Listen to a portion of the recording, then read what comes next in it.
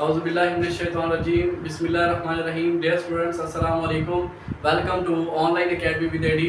Okay, आज topic हमने पढ़ना है दैट इज़ थर्मल रेजिस्टिविटी, और इसमें हम डिस्कस करेंगे नॉर्मल और अनक्लैम्प प्रोसेस को भी। ओके, सबसे पहले हमें पता चाहिए थर्मल रेजिस्टिविटी क्या है। अब थर्म का मतलब होता है हीट, ठीक है, और रेजिस्टिविटी निकला रेजिस्टेंस से यानी रुकावट से। ओके, यानी हीट, नाम से जाहिर है कि हीट के फ्लो होने के रास्ते में जो रुकावट है that is called thermal resistivity. तो हम इसकी डिफाइन करते हैं कि द प्रॉपर्टी ऑफ सॉलिड की property to offer resistance to the flow of heat, कि हीट के रास्ते में जो सॉलिड की ये प्रॉपर्टी जिसकी वजह से वो हीट के रास्ते में रुकावट पेश करता है उसे हम बोलते हैं थर्मल रेजिस्टिविटी। अब थर्मल रेजिस्टिविटी की बेसिकली टू जो है वो रीजंस हैं। There are two main reasons of thermal resistivity, आप यहाँ पे लिखेंगे। Number one is phonon interaction, जिसको भी हम टेल में पढ़ेंगे, और number two is geometrical imperfection. Okay, अब फोनोन इंटरेक्शन क्या है? फोनोन इंटरेक्शन दो तरह से होती है, या तो इलास्टिक स्कैटरिंग होगी अगर फोनोन आपस में इंटरेक्ट करेंगे, या फिर इन इलास्टिक स्कैटरिंग होगी।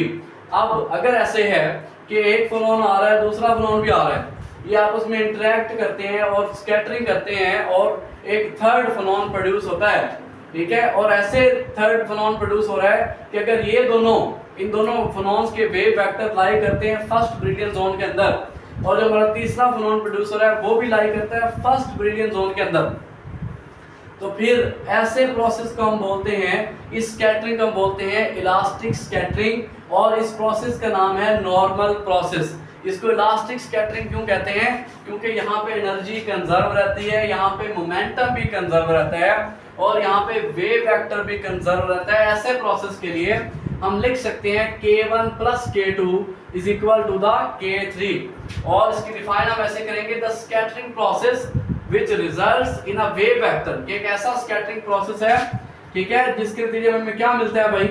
एक ऐसा वेव वेक्टर मिलता है that falls inside the first brilliant zone, जो कि कहाँ फॉल करते हैं भाई?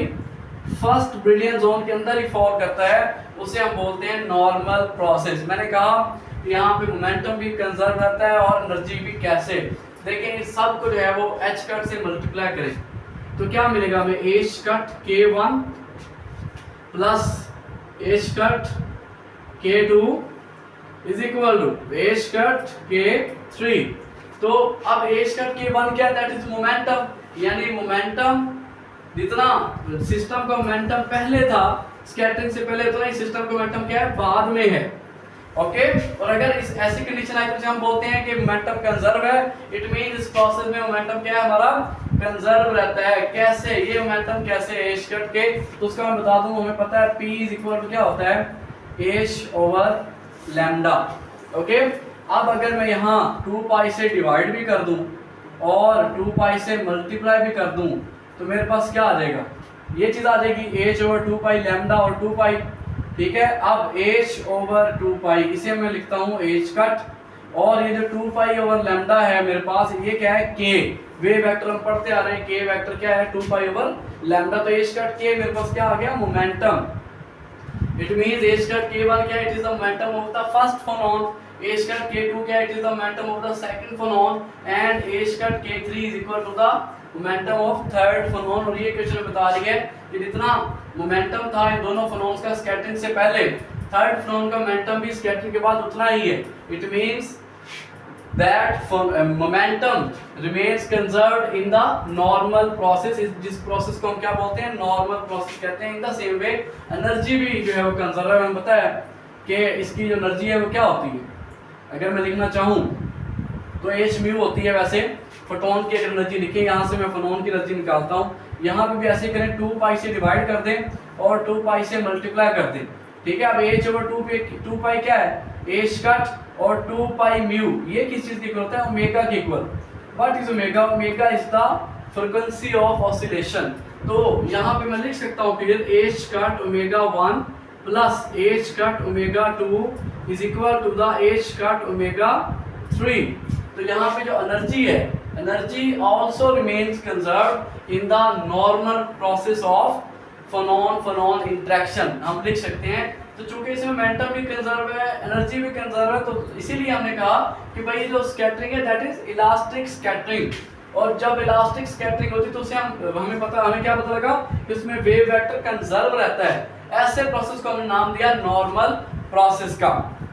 ओके, उसके बाद इसके बिल्कुल अपोजिट है, अगर इनइलास्टिक स्कैटरिंग हो तो फिर क्या होगा, उसे हम बोलते हैं अनक्लैम्प स्कैटरिंग। उसके बारे में पढ़ते हैं।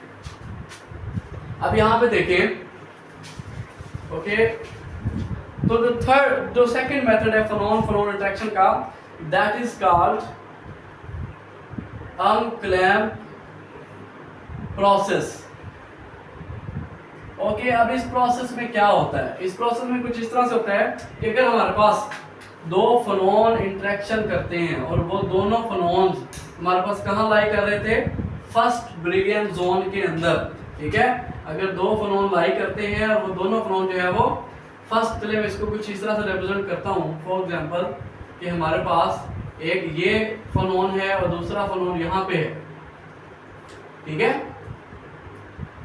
ये हमारे पास जो है वो फोनोन नंबर 1 है, ये फोनोन नंबर 2 है। जो थर्ड फोनोन बना है, अगर तो वो यहीं पे होता, फर्स्ट ब्रिलियन जोन के अंदर ही होता, तो फिर तो वो था नॉर्मल प्रोसेस। लेकिन अगर ऐसे हो कि वो जो थर्ड फोनोन प्रोड्यूस हुआ है वो यहाँ पे नहीं है, वो फर्स्ट ब्रिलियन जोन में नहीं है, बल्कि वो फर्स्ट ब्रिलियन जोन को क्रॉस कर गया है और वो फर्स्ट ब्रिलियन जोन के बाहर चला गया है, ठीक है। तो ऐसे प्रोसेस को हम बोलते हैं अनक्लैम्प प्रोसेस। और इसकी हम डिफाइन कुछ इस तरह से कर सकते हैं, और जी इसकी डिफाइन होगी द स्कैटरिंग प्रोसेस। ये भी हमारे पास क्या है जी, स्कैटरिंग प्रोसेस है। द स्कैटरिंग प्रोसेस विच, जी बिल्कुल सेम ऐसे लिखेंगे, which results in a wave vector. एक ऐसा प्रोसेस है जिसमें एक ऐसा वेव वेक्टर बनता है दैट फॉल्स, जो कि लाई करता है outside, that falls outside the first Brillouin zone, जो कि लाई करता है पहले ब्रिलियन जोन से बाहर। That falls outside the first Brillouin zone is called, तो ऐसे प्रोसेस को हम बोलते हैं अनक्लैम्प प्रोसेस।